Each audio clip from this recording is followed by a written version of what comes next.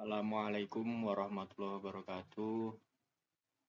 Di sini kami akan membahas tentang materi kelas 8 bab 1 yaitu memahami Islam moderat.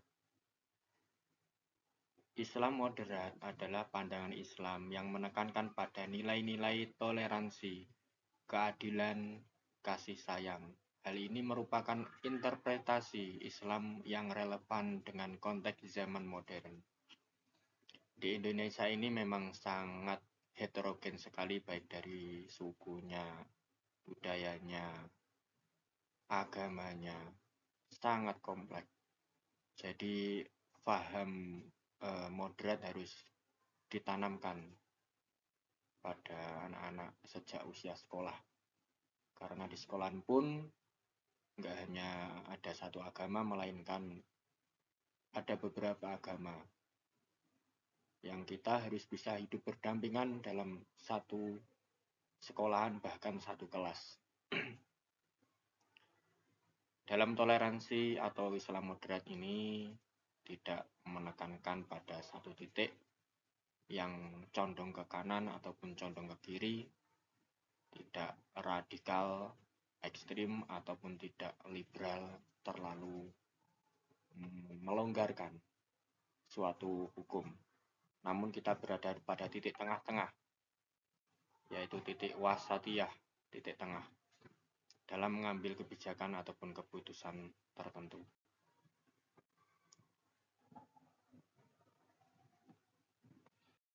Selanjutnya, definisi Islam moderat adalah pandangan Islam yang menolak kekerasan, ekstremisme, intoleransi, menekankan pada dialog, pemahaman, dan penghargaan terhadap keragaman. Ada 3 kata kunci, yaitu menolak kekerasan, baik itu kekerasan secara fisik ataupun kekerasan secara mental. Kekerasan secara fisik bisa dicontohkan seperti perkelahian atau aksi-aksi yang mengarah kepada pembuat onar dalam masyarakat. Adapun kekerasan secara non-fisik atau mental biasanya banyak sekali dilakukan oleh para siswa dengan temannya melalui aksi perundungan atau pembulian. Makanya di sekolah ditekankan program anti-bullying supaya tidak terjadi kekerasan secara mental. Yang kedua, ekstremisme. Ekstremisme ini adalah suatu paham yang ekstrim, ingin merubah sesuatu dengan pemahamannya sendiri tanpa menghiraukan pemahaman orang lain, menganggap dirinya paling benar dan yang selain dirinya atau selain komunitasnya dianggap salah, sehingga mereka ingin merubah orang-orang yang tidak sepaham supaya mengikutinya, namun dengan cara yang ekstrim atau kekerasan, bisa diartikan seperti itu. Yang ketiga adalah intoleransi. Itu adalah suatu peristiwa atau kejadian-kejadian lawan daripada toleransi. Artinya menganggap bahwa tidak menghargai pendapat orang lain, menganggap agama yang selain diri yang dianutnya adalah salah, menganggap pemikiran selain yang tidak sehaluan dengannya adalah salah. Itulah intoleransi.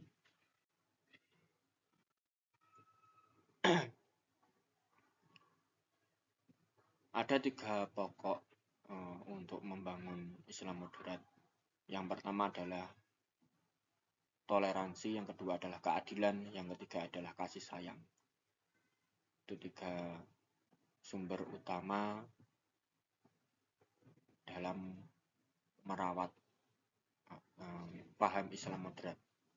Yang pertama, toleransi, artinya menerima perbedaan keyakinan, budaya atau yang lain, menghormati hak asasi manusia, menghormati orang lain, tidak merasa dirinya paling benar, Kita boleh merasa paham kita itu benar, paling benar, namun kita tidak boleh menyalahkan paham orang lain salah. Tidak boleh. Kita boleh, sekali lagi saya ulangi, kita boleh menganggap bahwa paham yang kita anut itu adalah paling benar, namun kita dilarang untuk menganggap bahwa paham yang dianut oleh orang lain itu salah. Itu kata kuncinya. Yang kedua adalah keadilan. Menjunjung tinggi nilai-nilai keadilan sosial, ekonomi, dan politik. Ini ditekankan pada pemerintah yang berkuasa untuk berperilaku adil tanpa memandang agama, suku, atau ras. Meskipun presidennya mungkin dari orang Jawa, nggak boleh kita hanya mementingkan atau hanya memprioritaskan orang Jawa saja. Namun kita harus berlaku adil seadil-adilnya tanpa memandang suku atau ras kita berasal. Ini dalam konteks ilmu tasawuf, meskipun kita berbeda agama, namun kita masih sama-sama makhluk ciptaan Tuhan. Jadi ada hubungan adiniah, saudara seagama, ada hubungan watoniah, saudara setanah air. Meskipun berbeda beragama, kita masih satu Indonesia. Itu namanya watoniah.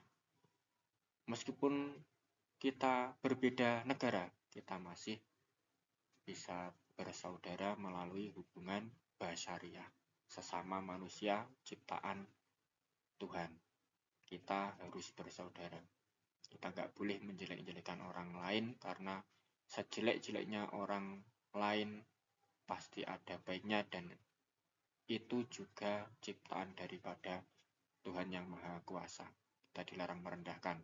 Kalau kita merendahkan orang lain, itu sama artinya dengan kita merendahkan penciptanya.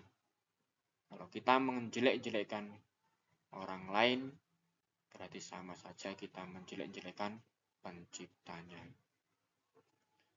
Yang ketiga, yang termasuk di dalam Islam moderat, penyokong utama Islam moderat adalah kasih sayang. Ada namanya Rahman Rahim. Sifat kasih sayang kita juga harus seperti tadi, menganggap semuanya itu saudara. Ada tanpa terkecuali, meskipun beda agama, kita masih bersaudara sebangsa setanah air. Meskipun kita berbeda negara, kita masih bersaudara sesama manusia ciptaan Tuhan. Itu adalah konsep kasih sayang. Satu tersakiti badan ini, maka badan yang lain pasti akan merasakan sakit juga. Satu saudara kita dizolimi, maka satu atau semuanya juga akan merasakan sakit juga. Jadi kita harus berusaha untuk menghilangkan nilai-nilai ketidakadilan atau nilai-nilai yang tidak mempunyai rasa belas kasih sayang. Kita harus mempunyai nilai kasih sayang terhadap semuanya. Adapun dalil Al-Quran atau hadis tentang Islam moderat, itu saya bacakan satu saja. Di antaranya adalah dalam Quran surat Al-Hujurat ayat 13. Mohon maaf, yang saya bacakan yang Quran surat Al-Maidah ayat 48. Saya bacakan artinya saja. Dalam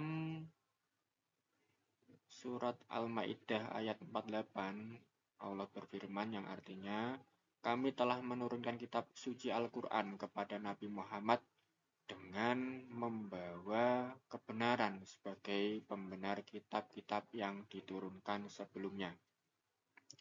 Dan sebagai penjaganya, maka putuskanlah perkara mereka menurut aturan yang diturunkan Allah, dan janganlah engkau mengikuti hawa nafsu mereka dengan meninggalkan kebenaranmu, dengan meninggalkan kebenaran yang telah datang kepadamu.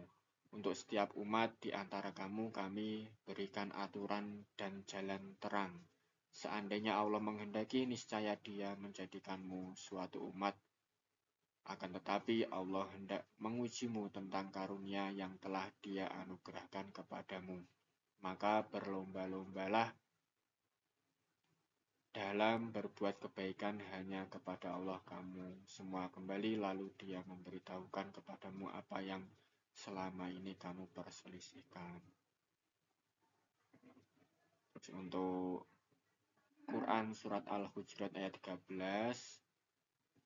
ayat ini mempunyai arti, wahai manusia, sesungguhnya kami menciptakan kamu dari laki-laki dan perempuan, dan kami jadikan kamu berbangsa dan bersuku agar kamu saling mengenal. Sesungguhnya yang paling mulia di antara kamu di sisi Allah adalah orang yang paling bertakwa. Sesungguhnya Allah mengetahui lagi Maha mengenal. Ayat ini memiliki beberapa makna, antara lain: 1. Menekankan bahwa tidak ada perbedaan nilai kemanusiaan antara laki-laki dan perempuan. Semua itu di mata Allah, baik laki-laki atau perempuan, tidak ada bedanya. Yang membedakan adalah takwanya. Yang kedua, mengajak manusia untuk saling mengenal, belajar, berkembang, dan saling memberi manfaat. Nah, ini saling memberi manfaat tanpa memandang bulu, tanpa memandang suku, ras, atau agamanya. Kita sebagai manusia, khairun nas anfa'ahum linnas, manusia, sebaik-baiknya manusia adalah yang bermanfaat bagi manusia lain. Yang ketiga, mengajar manusia untuk menghargai perbedaan dan tidak merendahkan orang lain, baik asal-usul, jenis kelamin, maupun derajatnya. Ini tadi ditekankan, kita ini memang diciptakan Allah untuk saling mengenal. Kita diciptakan berbeda-beda bangsa, berbeda-beda suku agar saling mengenal. Memang qadarullah, nggak bisa. Kalau kita itu disuruh sama itu nggak bisa. Ya memang qadarullah, kita harus saling mengenal.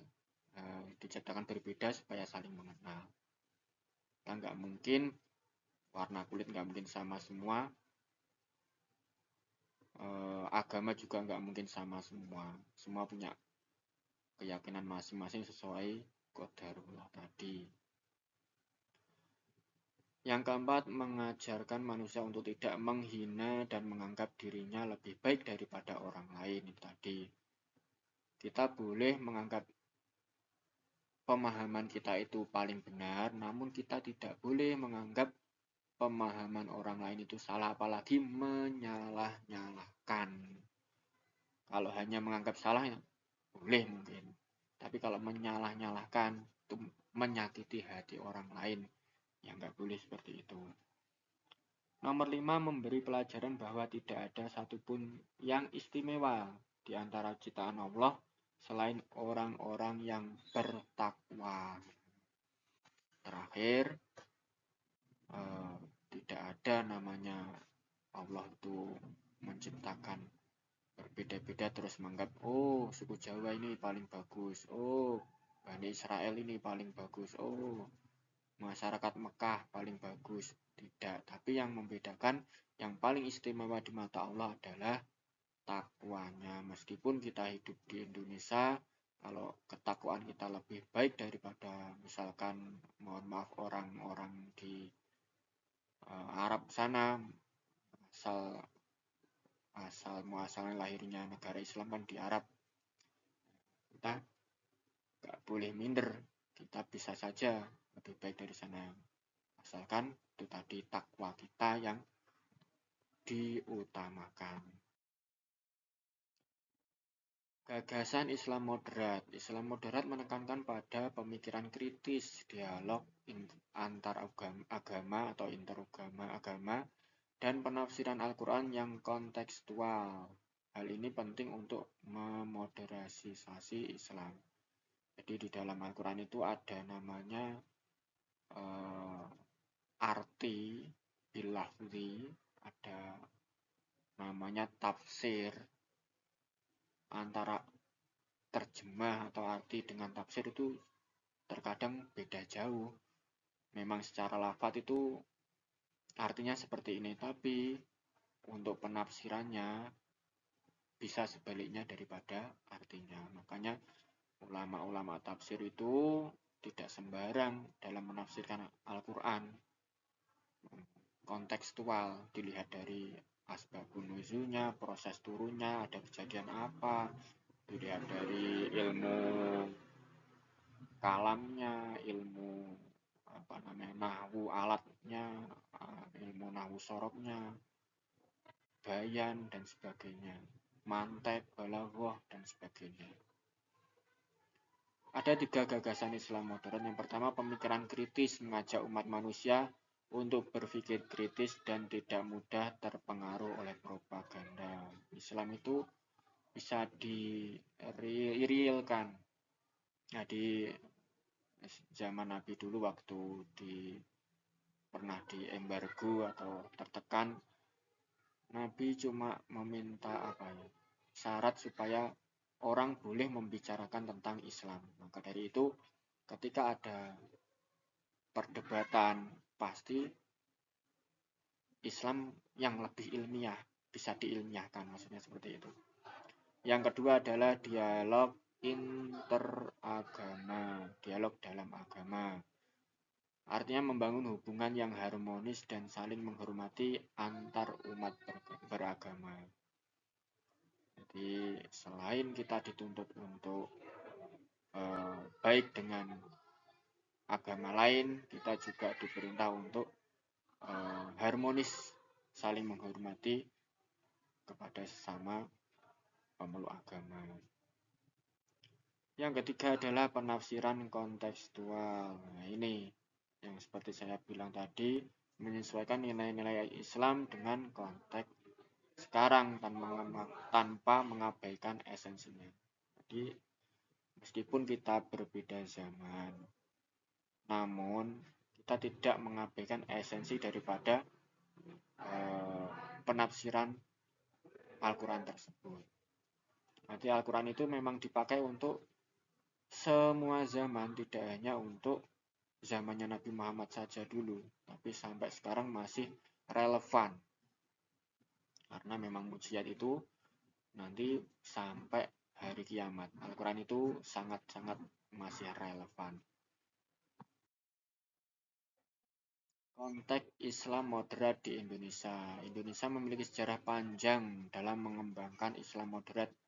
Toleransi dan keragaman menjadi ciri khas bangsa Indonesia, menjadi contoh Islam moderat dalam praktiknya.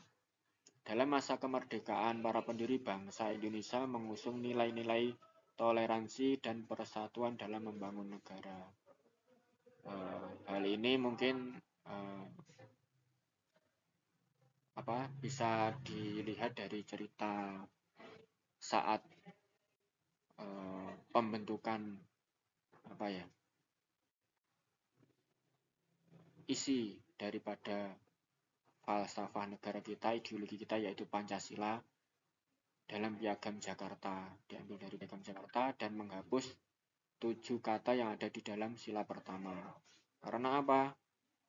Mungkin ketika 7 kata itu tetap disertakan, rasa-rasanya kok yang dipentingkan, diutamakan hanya umat Islam. Akhirnya yang kata-kata beribadah sesuai syariat itu dihapus, diganti, disisakan hanya kalimat ketuhanan yang Maha Esa.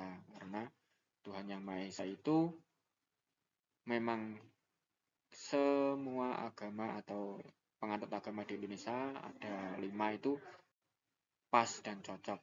Kalau mungkin ditambah ada kata-kata syariat, nah itu kan kata-kata apa ya, bahasa Arab yang lebih condong kepada agama Islam. Mungkin seperti itu contohnya.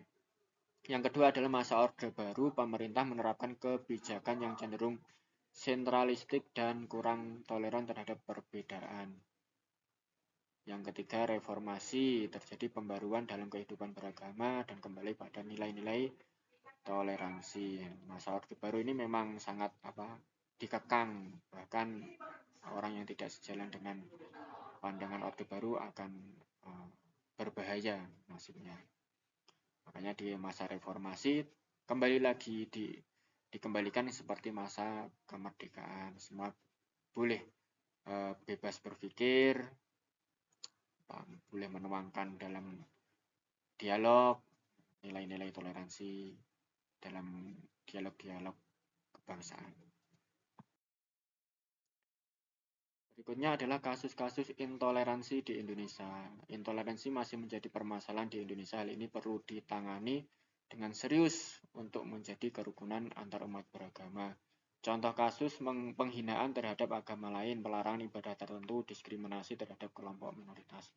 Mungkin seperti yang ada di Bom Bali, nah itu kasus di mana ada sebagian atau oknum dari umat agama Islam yang mengebom karena mungkin sebagai bentuk protes kepada bangsa lain yang semena-mena.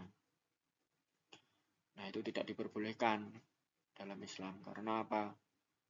Yang dibom korbannya itu sangat banyak, itu malah kebanyakan adalah orang-orang yang tidak salah, tidak bersalah, tidak ada hubungannya dengan yang dia benci. Jadi kurang nggak tepat sasaran.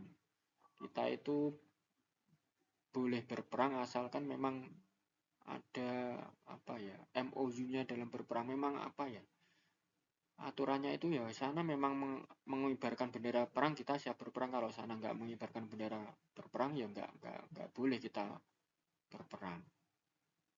Seperti itu.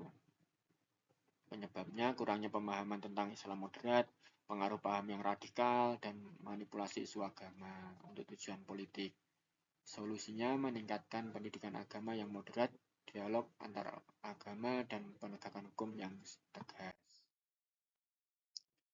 Ya, ancaman kedaulatan NKRI ada 3, radikalisme, separatisme, dan terorisme. Radikalisme ya seperti bom Bali itu namanya radikal.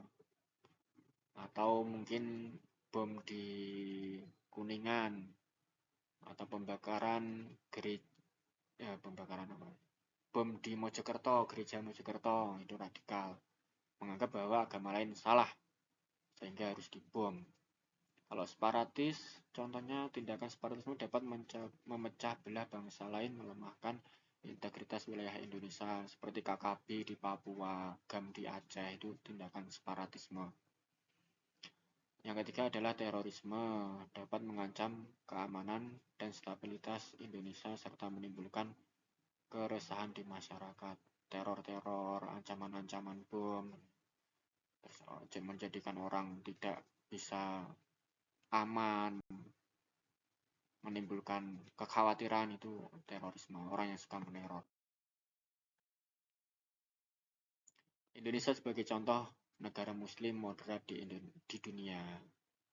Memang di Indonesia ini mungkin selain berkat Allah, tentunya berkat ideologi yang diterapkan di Indonesia, yaitu Pancasila. 5 sila itu bisa menaungi semua agama yang ada di Indonesia sehingga bisa hidup berdampingan, rukun, dan damai. Terima kasih, itu yang bisa kami sampaikan. Ada kurang lebihnya kami mohon maaf. Assalamualaikum warahmatullahi wabarakatuh.